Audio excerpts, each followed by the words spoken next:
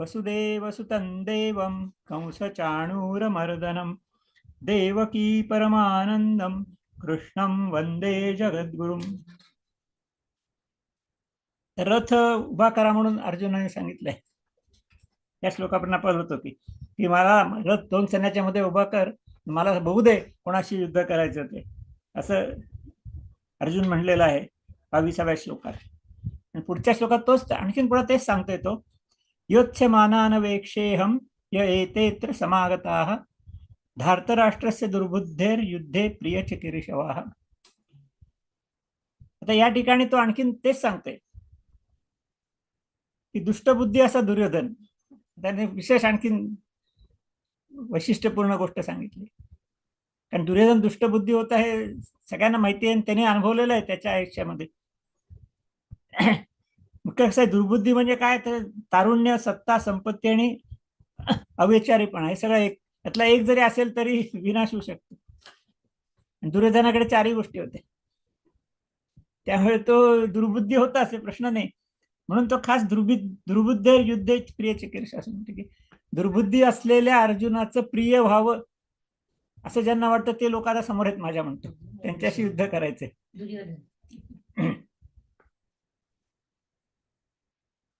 तेव्हा अशा दुर्बुद्धी, अशा दुर्योधनाचं प्रिय कोण करू शकतं?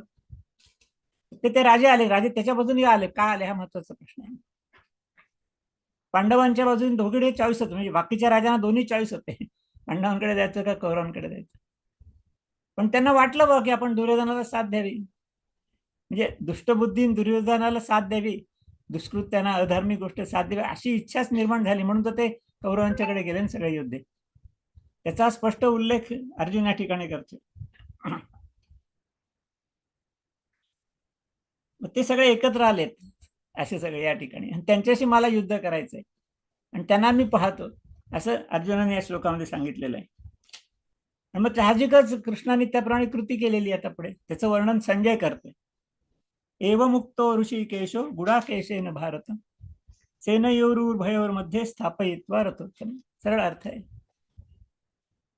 की भगवान श्रीकृष्णाने, ज्यावेळी अर्जुनाने असं म्हटल्यानंतर भगवान श्रीकृष्णाने दोन्ही सैन्याच्या मध्ये उत्तम असा रथ स्थापन केला, नेला. आता कुठे नेला? सैन्य तर प्रचंड पसरलेलं होतं, सगळे रथी महारथी समोर होते. ते पुढच्या श्लोकात आलेलं आहे आणि तेच कौशल्य आहे, ते आपण बघणार आहोत. 25वा श्लोक आहे. भीष्मद्रोण प्रमुखतः सर्वेषां च महीक्षितां वाच पार्थ पश्चैतान समवेतान कुरुनीती.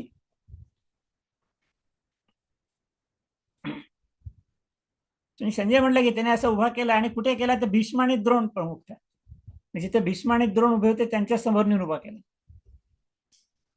आता तसं लांबनं सगळं दिसणार आहे, पण मुख्यतः हे 2 जण समोर आले. आणि हे लक्षात घेण्यासारखं आहे की भीष्म तर आजोबा, भीष्मांनी सगळं सांभाळ केलाय कौरव पांडवांचा, पांडवांचे पण आजोबा असते, त्यामुळे अति श्रेष्ठ पराक्रमी, आणि त्यांच्याबद्दल सगळ्यात नाजूक भावना सगळ्या पांडवांच्या सुद्धा अजून सुद्धा. आणि द्रोण गुरु, द्रोणांनी सगळं ज्ञान दिलं, जे ज्ञान आता युद्धात वापरणार आहे ते ज्ञान सगळं द्रोणाने दिलं होतं. म्हणजे असं वाटतं आपल्याला सुद्धा की भगवान श्रीकृष्णाने त्यांच्या पुढे का उभा केला, की त्याला असं थोडस जाणवलं पाहिजे असं वाटलं अर्जुनाला, किंवा हे यांच्याशी कसं काय युद्ध करायचं. म्हणजे कदाचित पुढे जे घडणार आहे हे सगळं कृष्णाला सगळं माहितीच होतं काय घडणार आहे, तसं ते घडावं म्हणून बहुतेक यांच्या पुढेच उभा केला असेल असं तर वाटतं याच्यामध्ये.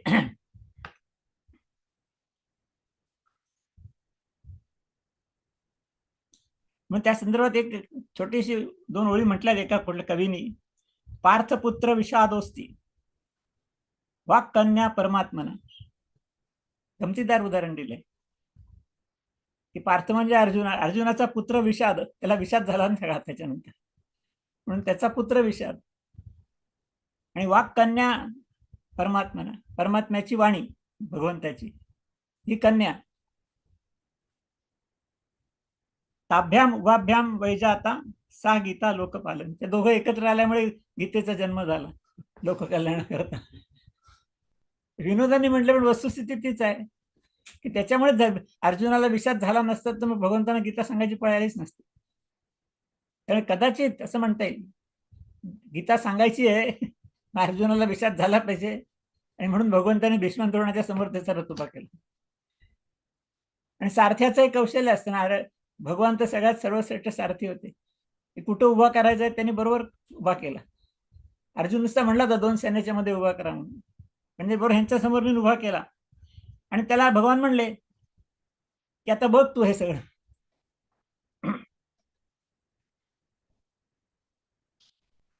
किंवा युद्धाकरता जे उभे राहिलेले सगळे कौरव आले त्यांच्याकडे बघ, म्हणून पश्य असं म्हटलंय भगवंतांनी या ठिकाणी. 25वा श्लोक झाला, तर आपण 26व्या वळणार आहोत. अर्जुन बघतोय आता भगवान श्रीकृष्णाने त्याचा रथ मध्ये उभा केला 2 सैन्याच्या मध्ये, आणि विशेषतः भीष्म आणि द्रोणांच्या रथासमोर. आणि ते अर्जुन बघतोय आणि तो म्हणतोय आता तत्रा पश्यत स्थितान पार्थ पितॄनथ पितामहान आचार्यान मातुलान भ्रातॄन पुत्रान पौत्रान सखींस्तथा शशुरान सुहृदश्चैव सेनयोरू भयोरपि. पुढच्या श्लोकाची एक अर्धी वेळ घ्यायला लागते, म्हणजे तो संगत लागेल त्याची बरोबर. तेव्हा हा पार्थ म्हणजे अर्थात अर्जुन. त्या अर्जुनाने दोन्ही सैन्याच्या मध्ये उभं राहून बघितलं सगळं. सुरुवातीला त्याला तर भीष्म आणि द्रोण दिसले, पण बाकी त्याने नजर सगळीकडेच फिरवली, म्हणजे कौरवांच्या सैन्याकडे पण फिरवली आणि आपल्या सैन्याकडे पण फिरवली, दोन्हीकडे फिरवली. आणि त्याला दोन्हीकडे सैन्यामधनं आपले सगळे नातेवाईक दिसले. म्हणजे बघा, भूरिश्रवादी वडील भीष्माचार्य, सोमदत्त हे पितामह, द्रोणाचार्य कृपाचार्य हे गुरु, शल्यादी मामांना, शकुनी आणि शल्य हे मामा, सगळे नातेवाईक बरं का. नंतर दुर्योधन वगैरे सगळे बंधूच त्यांचे, अभिमन्यू घटोत्कच त्याचे पुत्र, म्हणजे सगळे नातेवाईक बघा इथे जोडले त्यांनी. तर हे सगळे नातेवाईकांनी त्यांनी पाहिलं असं याच्यामध्ये म्हणतोय तो. या ठिकाणी नुसतं पाहिलं एवढं श्लोकामध्ये वर्णन याचं, की हे सगळ्या नातेवाईकांना पाहिलं.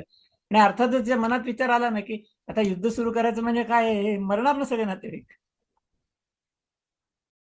म्हणजे बघा त्याच्या मनात काय विचार आले की आता युद्धामध्ये सगळे मरणार, काय होणार पुढे, आणि या सगळ्याला आपण कारणीभूत आहोत.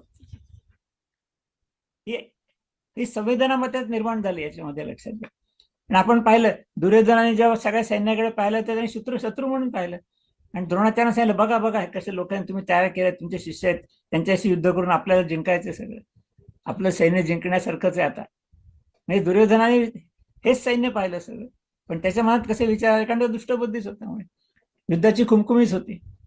आणि त्यांनी सांगितलं होतं युद्धाशिवाय नगभर सुद्धा जमीन देणार नाही, युद्धाशिवाय देणार नाही. त्यांनी युद्धाला त्यांनीच प्रेरणा दिली होती.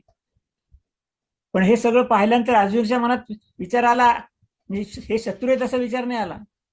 म्हणजे ते विचार आला की आपले नातेवाईक आहेत सगळे, आजोबा वडील पितामह सगळे, पणतोबा सगळे, आणि मुलं भाऊ भाऊ हे सगळे नातेवाईक आहेत. हा विचार अर्जुनाच्या मनात आला. हेच अर्जुनाच्या मनातली सच्छीलता जी आहे, चांगली आहे, ती अशी आहे, लक्षात घ्या. हे त्याच्या मनाने आलं. मग पुढे असं पुढचा श्लोक आहे, तान समीक्षस कौंतेय सर्वान बंधून अवस्थितान कृपया परयाविष्टो विषीदन इदम अब्रवीत. म्हणजे ह्या सगळ्या नातेवाईकांना बघून, बंधूंना म्हणता येतं पण सगळ्यांनाच, म्हणजे बांधवांना म्हणजे सगळ्यांनाच त्याच्या मनामध्ये करुणा निर्माण झाली.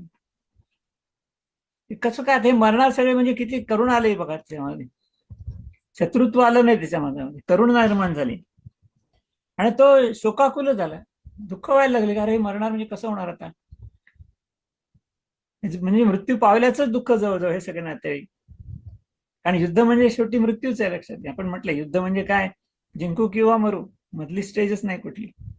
त्यामुळे सगळे नातेवाईक मृत होणार याच्यामुळे त्याच्यामध्ये खूप शोकाकुल झाला तो, असा असं याच्यात संजय वर्णन करतोय सगळं याच्यामध्ये. आणि मग अर्जुन म्हणतोय, आता इथे अर्जुन हे सगळं बघितल्यानंतर तो म्हणतो बरं का, बघितलं म्हणजे हे सगळं संजयनी वर्णन केलंय, हे सगळे लोक त्यांनी बघितले वगैरे, त्याच्या मनात करुणा निर्माण झाली, तो शोकाकुल झाला. आणि त्याच्यानंतर मग अर्जुन वाच, म्हणजे 28 श्लोकाचे अर्धी ओळ वरती नाही, आता दुसरी अर्धी ओळ आहे 28 श्लोकाची. दृष्ट्वेमं सजनम कृष्ण युत्सुम समुपस्थितम. तो म्हणतो का हे सगळं मी पाहिलं आता,